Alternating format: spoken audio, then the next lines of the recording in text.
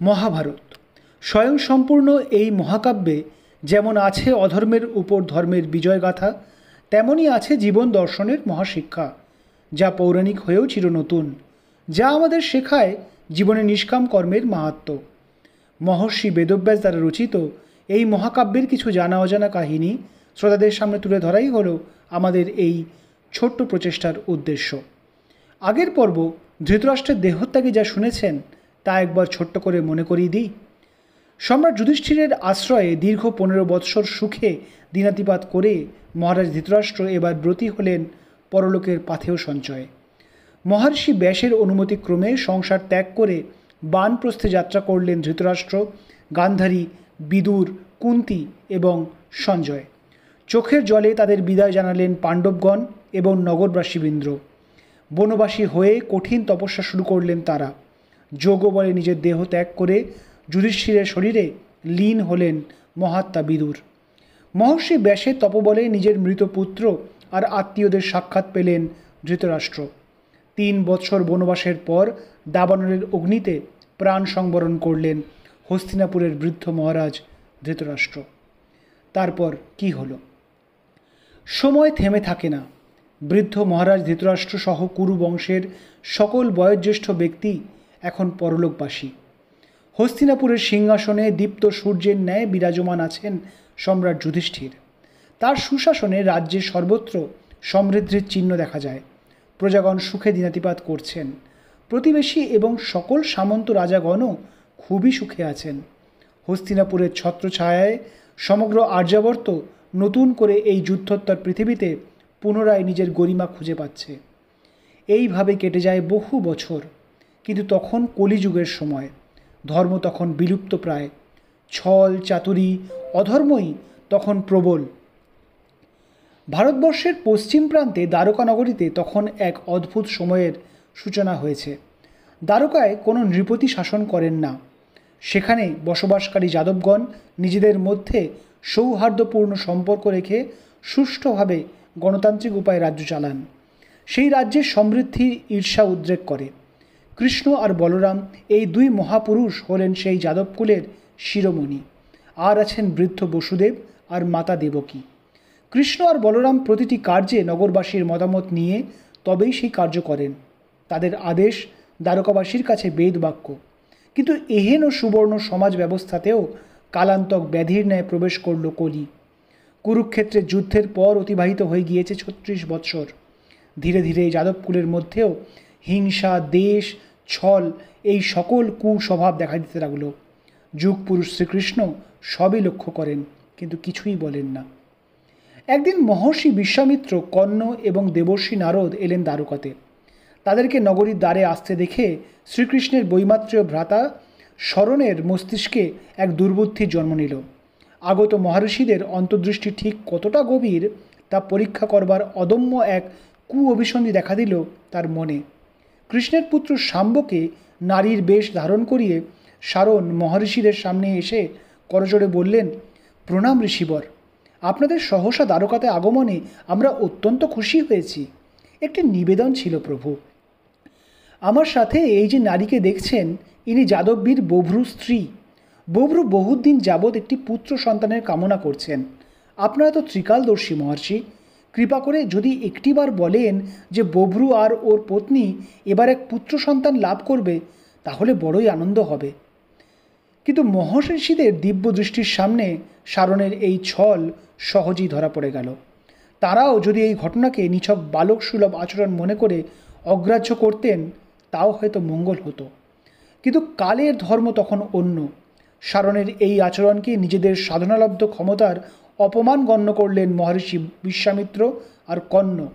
ক্রুদ্ধ কণ্ঠে তারা বললেন, তোমাদের এত দুঃসাহস যে তোমরা আমাদের সাথে ছল করতে চাও? কি ভেবেছ তুমি শারণ, যে তোমার এই দুর্বুদ্ধি আমরা বুঝতে পারবো না? এই নারী কোনো প্রকৃত নারীই নয়, এই ছদ্মবেশী শাম্ব। মহর্ষিগণ তাদের ছল ধরে ফেলেছেন বুঝতে পেরে এবার সত্যই ভীত হয়ে পড়লেন যাদবগণ। কিন্তু নিজেদের অপরাধের মার্জনা ভিক্ষা করতে যাওয়ার আগেই পুনরায় বিশ্বামিত্র বললেন, আর শাম্ব, তুমি নিজেকে ভুলে গিয়েছ কে তোমার পিতা? স্বয়ং বাসুদেবের পুত্র হয়ে ঋষি মুনিদের সাথে ছল করতে তোমার বিন্দুমাত্র লজ্জা করল না? আমি তোমাকে অভিশাপ দিলাম যে তুমি সত্যই প্রসব করবে, একটি লৌহ মুষল তোমার গর্ভ থেকে জন্ম নেবে। সেই মুষলের প্রভাবেই তোমাদের এই দুর্বিনীত অন্ধগর্বিত যাদবকুল বিনষ্ট হবে। কৃষ্ণ বা বলরামও আর তোমাদের রক্ষা করতে পারবেন না, কারণ তারাও এবার এই ধরাধাম ত্যাগ করবেন। এই বলে নগরীর দ্বার থেকেই মহর্ষিগণ ফিরে গেলেন। সারণসহ সকল যাদবগণ হতবুদ্ধি ও ভীত হয়ে সেইখানেই বসে পড়লেন। মহর্ষি কর্তৃক যাদবকুল অভিশপ্ত হওয়ার সংবাদ পৌঁছল বলরাম আর কৃষ্ণের কর্ণে। বলরাম তার কুলের এহেন দুর্বুদ্ধির কথা শুনে অগ্নিসম জ্বলে উঠলেন। কৃষ্ণ তাকে নিরস্ত না করলে তৎক্ষণাৎ তিনি সারণের প্রাণ হরণ করতেন। কৃষ্ণ শান্ত স্বরে বললেন, জ্যেষ্ঠ শান্ত হন। এই যে যাদবকুলের ভবিতব্য, আপনি নিজেও তা জানেন। মনে আছে আপনার জ্যেষ্ঠ, যেই দিন ভীম দুর্যোধনের উরুভঙ্গ করেছিলেন? সেদিন আমি আপনাকে বলেছিলাম যে কলিযুগের সূচনা হয়েছে। সেই যুগ এর অধর্মই এই। আমি বা আপনি কেউই তা রোধ করতে পারবো না। কিন্তু কানাই তা বলে নিজের বংশকে এইভাবে নিজের চোখের সামনে ধ্বংস হতে দেখব? বললেন বলরাম। যুগের ধর্মই তাই জ্যেষ্ঠ, বললেন কৃষ্ণ। চক্রবাত পরিবর্তন্তে দুঃখানি চ সুখানি চ। এখন আমাদের সুখের সময় শেষ হয়েছে। পুরাতন সমাজ ব্যবস্থার বিনাশের সূচনা আমিই তো করেছিলাম আজ থেকে ৩৬ বৎসর পূর্বে কুরুক্ষেত্রের সেই রণাঙ্গনে। পার্থসারথী হয়ে আমিই তো অর্জুনকে নির্দেশ দিয়েছিলাম কুরুবংশের ধ্বংস করতে। আমার কথাতেই মহামহিম ভীষ্ম, গুরু দ্রোণ, মহাবীর কর্ণ এনারা নিবাদিত হয়েছেন। যাদবকুল এখনও সেই পুরাতন ব্যবস্থাকেই আঁকড়ে আছে জ্যেষ্ঠ। এবার যে তাদেরও বিনাশের সময় এসেছে। মাতা গান্ধারীর অভিশাপ যে ফলপ্রসূ হতেই হবে, আর তা এইভাবেই হবে। সত্য বলেছ তুমি কানাই, দীর্ঘশ্বাস ত্যাগ করে বললেন বলরাম। সময়ের চক্রে সকলই বিনষ্ট হয়। বেশ, তাই হোক, নষ্ট হয়ে যাক সব। সেই ধ্বংসস্তূপের মধ্য থেকেই জেগে উঠুক নতুন ভারতবর্ষ। পরদিন মহারিষিদের অভিশাপ ফলপ্রসূ করে শাম্ব এক লৌহ মুষল প্রসব করলেন। যাদব কুলপতি উগ্রসেন সত্বর সেই মুষলকে ধূলিকণার ন্যায় চূর্ণ করালেন, আর সেই ধূলিকণা সমুদ্রে নিক্ষেপ করালেন। বলরাম আদেশ জারি করলেন যে সেই দিন থেকে নগরীতে কেউ সুরা পান করবে না, সুরা প্রস্তুত করবে না। এই আদেশের অন্যথা যে বা যারা করবে তৎক্ষণাৎ মৃত্যুদণ্ডে দণ্ডিত করা হবে তাদের। বৃষ্ণি এবং অন্ধকবংশীয় যাদবগণ খুবই সতর্কতার সাথে বলরামের এই আদেশ মান্য করতে লাগলেন। কিন্তু দ্বারকাতে দেখা দিতে লাগলো বিবিধ দুর্লক্ষণ। মাঝে মাঝেই দ্বারকাতে এক কৃষ্ণ পিঙ্গল বর্ণের মুণ্ডিত মস্তক বিকটাকার পুরুষকে দেখা দিতে লাগলো, যিনি গৃহে গৃহে ঘুরে বেড়াচ্ছেন। তাকে দেখতে পেলেই যাদবগণ তাকে বন্দি করতে নির্গত হতেন, কিন্তু ইন্দ্রজালের মায়ার ন্যায় সেই পুরুষ যেন অদৃশ্য হয়ে যেতেন। সহসা অকারণেই পশুদের চিৎকার, মুশিকের উপদ্রব জাতীয় কুলক্ষণ দেখা যেতে লাগলো। নিদ্রার মধ্যেই যাদব নারীগণের মঙ্গলসূত্র হরণ করে নিয়ে যেতে লাগলো এক কৃষ্ণবর্ণের অদ্ভুত দর্শনা নারীমূর্তি। নিদ্রা ভঙ্গ হয়ে শিশুগণ উচ্চস্বরে কেঁদে উঠতে লাগলো। একদিন সর্বসমক্ষে কৃষ্ণের সুদর্শন চক্র সহসাই আকাশপথে গমন করল, আর ফিরে এলো না। সারথী দারুক হতবাক হয়ে দেখলেন দিব্যাস্যযুক্ত শ্রীকৃষ্ণের গরুধ্বজ রথ সহসাই অদৃশ্য হয়ে গেল। বলরামের তালোধ্বজ রথও ভূমিতে প্রবৃষ্ট হল। যাদবগণ প্রকাশ্যে নানা প্রকার ব্যভিচারে মত্ত হয়ে উঠল। কৃষ্ণ বলরামের আদেশ এবং নিষেধ সত্ত্বেও কেউই তাতে কর্ণপাত করল না। কৃষ্ণ বুঝতে পারলেন অন্ত সন্নিকটেই। কুরুক্ষেত্রের যুদ্ধের পূর্বে ঠিক এই সকল কুলক্ষণই দেখা গিয়েছিল হস্তিনাপুরে।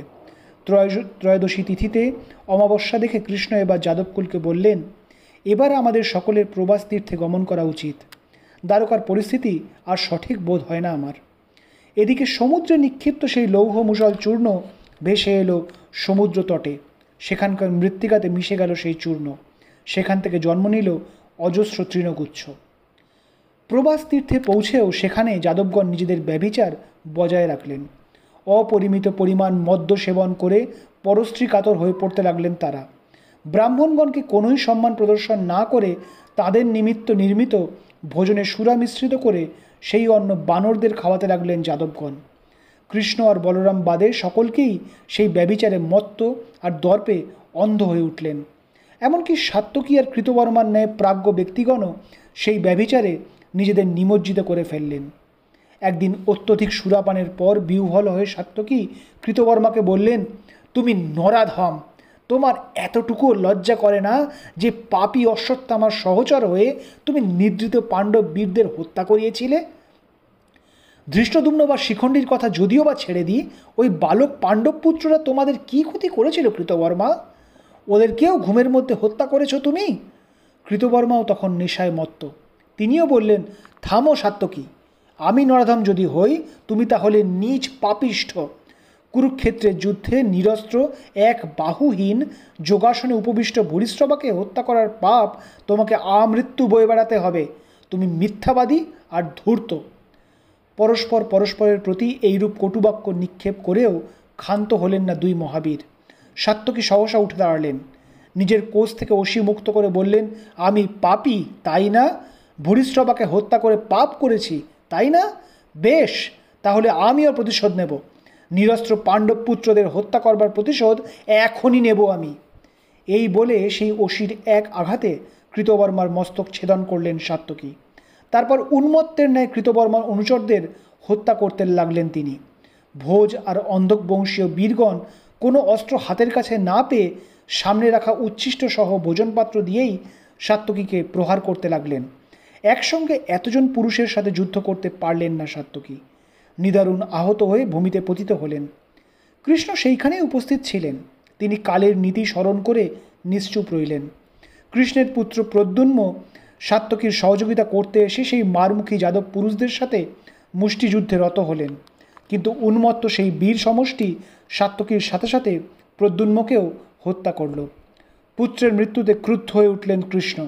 স্বয়ং তিনি উপস্থিত থাকতে তার সামনেই এইভাবে যাদবগণ পরস্পর হত্যালীলা চালাচ্ছে, এ তিনি আর সহ্য করতে পারলেন না। সমুদ্র তীরের সেই তৃণরাশির কয়েক গুচ্ছ তিনি নিজ হস্তে তুলে নিলেন। তৎক্ষণাৎ সেই তৃণগুচ্ছ লৌহ মুষলে রূপান্তরিত হল। কৃষ্ণ এবার স্বহস্তে নিজের কুলের বিনাশ সাধনে প্রবৃত্ত হলেন। সমুদ্র তীরের সকল সেই তৃণরাশি এবার মুষল হয়ে গেল। যুদ্ধোন্মত্ত যাদবগণ সেই মুষল তুলে নিয়ে তার সাহায্যেই একে অন্যকে হত্যা করতে লাগলো। মৃত আর আহত যাদবগণদের রক্তে সমুদ্রের জল লাল হয়ে যেতে লাগলো। কৃষ্ণের সম্মুখেই অনিরুদ্ধ, সাম্য, চারুদেষ্ণ নিহত হলেন। ক্রুদ্ধ কৃষ্ণ তখন ধ্বংসলীলায় মত্ত। দারুক ছুটে এসে তার দুই পা জড়িয়ে ধরে বললেন, প্রভু শান্ত হন, শান্ত হন আপনি। এইভাবে সহস্তে নিজেরই বংশ কেন ধ্বংস করছেন আপনি? জ্যেষ্ঠ নায়ক বলরামকে কোথাও দেখা যাচ্ছে না। প্রভু কৃপা করে চলুন, তার সন্ধান করতে হবে। দারুকের অনুনয়ে শান্ত হলেন কৃষ্ণ। নিজের হস্তের মুষল ফেলে দিলেন তিনি। ভূমিতে পড়েই সেই মুষল পুনরায় তৃণগুচ্ছ হয়ে গেল। কৃষ্ণ সেই বদ্ধভূমি ত্যাগ করে এগিয়ে চললেন। পশ্চাতে তখনও যাদবগণ একে অন্যকে বধ করে চলেছেন। কিছুদূর গিয়ে এক বনমধ্যে উপস্থিত হলেন দারুক আর কৃষ্ণ।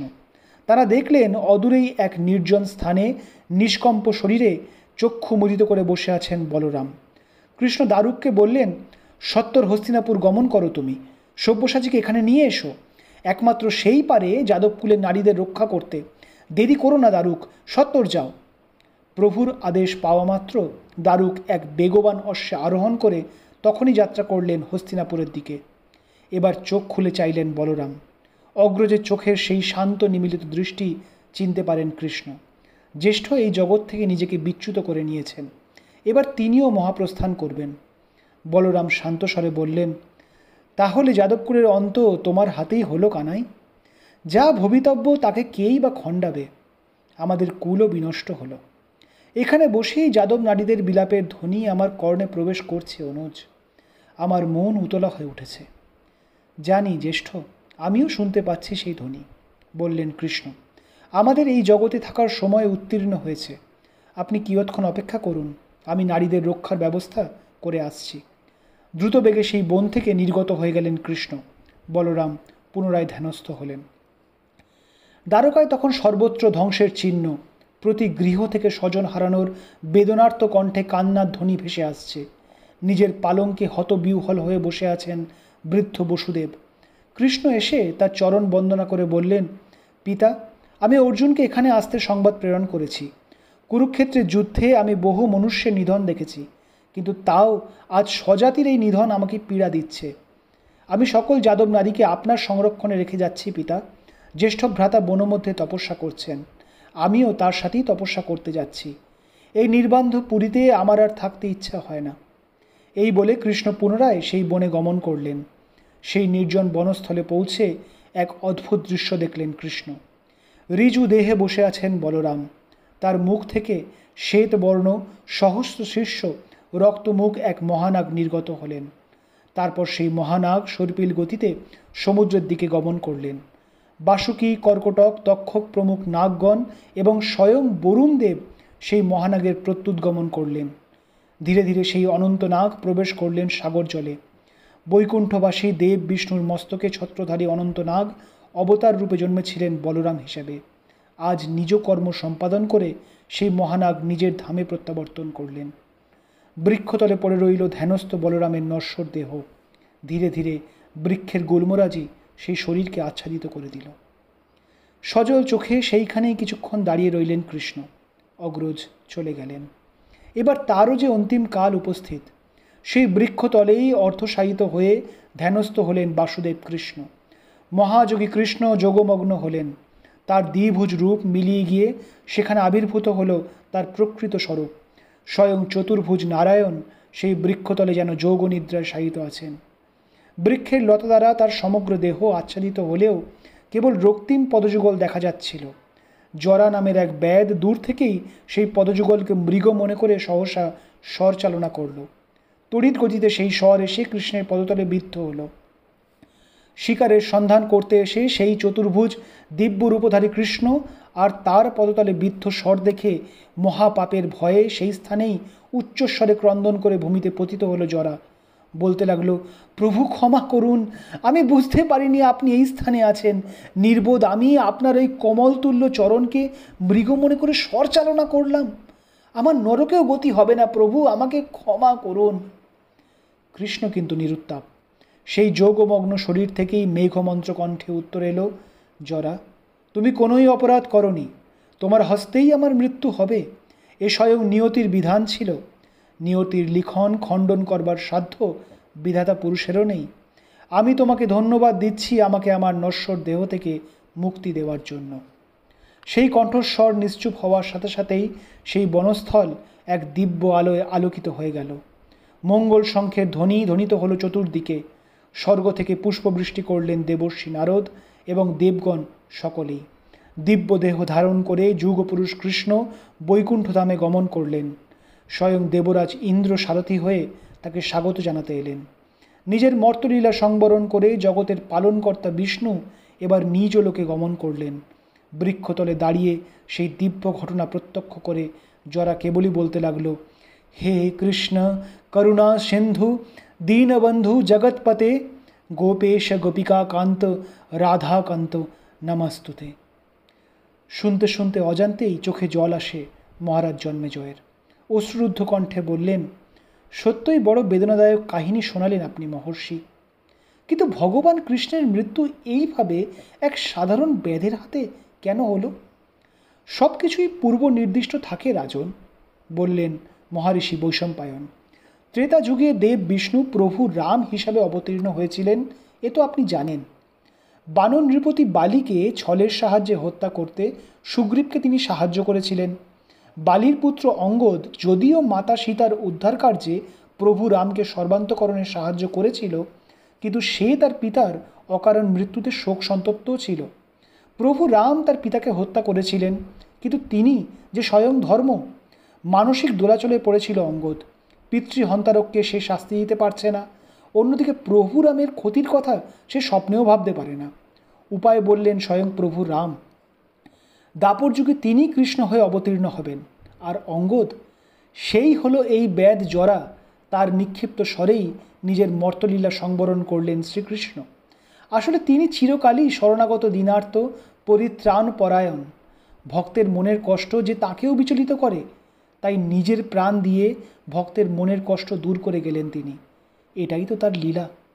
স্তব্ধ হতবাক হয়ে বসে রইলেন মহারাজ জন্মেজয়। কিয়ৎক্ষণ চুপ থেকে মহর্ষি বলতে লাগলেন, ভগবান বিদায় নিলেন এই পৃথিবী থেকে। আপনার প্রপিতামহ অর্জুন এবার এসে পৌঁছলেন দ্বারকাতে। দারুকের মুখে সংবাদ পেয়ে উদ্ভ্রান্তের ন্যায় দ্বারকাতে ছুটে এলেন অর্জুন। মাতুল বসুদেবের কাছে যাদবকুলের বিনষ্ট হওয়ার সকল বৃত্তান্ত শুনলেন তিনি, কিন্তু কোথাও দেখতে পেলেন না তার সেই প্রাণপ্রিয় সখাকে। কৃষ্ণ কোথাও নেই।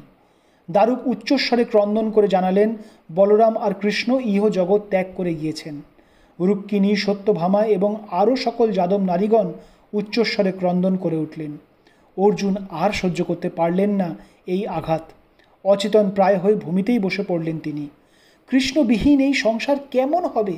যেখানে স্বয়ং ধর্মই নেই, সেই সংসার তো কালের করাল গ্রাসে চলে যাবে। কিয়ৎক্ষণ নিশ্চুপ থেকে নিজেকে সংবরণ করলেন অর্জুন। বসুদেব বললেন, অর্জুন, তোমাকেই এবার আমাদের সকলের দায়িত্ব নিতে হবে পুত্র। কৃষ্ণ আমাকে বলে গিয়েছে যে সে আর তুমি অভিন্ন। যে কৃষ্ণ সেই অর্জুন। এখন আমাদের রক্ষা করো পুত্র। পরদিন বসুদেবও যোগস্থ হয়ে দেহত্যাগ করলেন। অর্জুন তার অন্ত্যেষ্টি করে এবার হস্তিনাপুরের দিকে যাত্রা করলেন। সকল যাদব নারী ও শিশুদের নিয়ে যাত্রা শুরু হলো তার। দ্বারকার বাইরে আসা মাত্র ঘটল এক অদ্ভুত ঘটনা।